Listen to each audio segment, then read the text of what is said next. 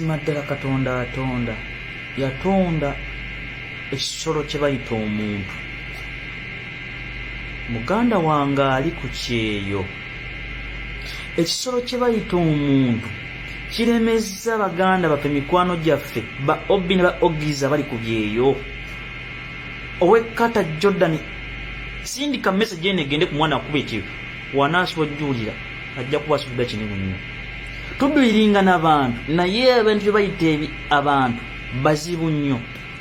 Omuntu osobola okuva e Uganda nga weesiza omuntu, mukazi wo, muganda wo, maama wo, yena kyali.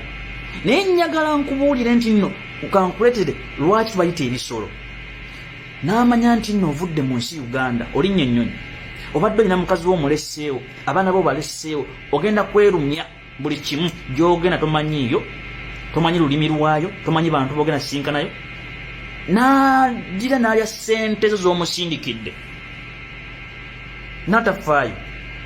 Oyo asinga n'ekisolo, kubanga ekisolo kiba kikumanyi, wodde ewaka embwa etegera mukama waayo n'emunyenyeza omukira n'agamba n'etegera mboni mukama waayo. Naye weewuunye muganda wo, weewuunye sengaawo, weewuunye kojjaawo, weewuunye mama wa taata w'omuto, weewuunye jjajja wa jjajjaawo, ne balya ssente zo. Abakutegeere nnyo, abamanyi mpu nno omwana agenze mu kiyumba agenda kukola ku buvubi obw'ekika ekya waggulu n'alya ssente ze.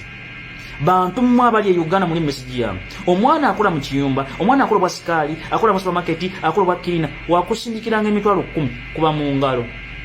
Kubanga eno ebintu byakola wabulako emitwalo 10 nakusindikira busindikizo ogula ennyama. Mwebaze, tokuba mimiro, akutte miliyoni fukamira sinza omwebaze. Kubanga ennaku eri ku kye ey'obulumi mwe bakolera ffe tukuba tooki ne tugirengera abaana bapatikana.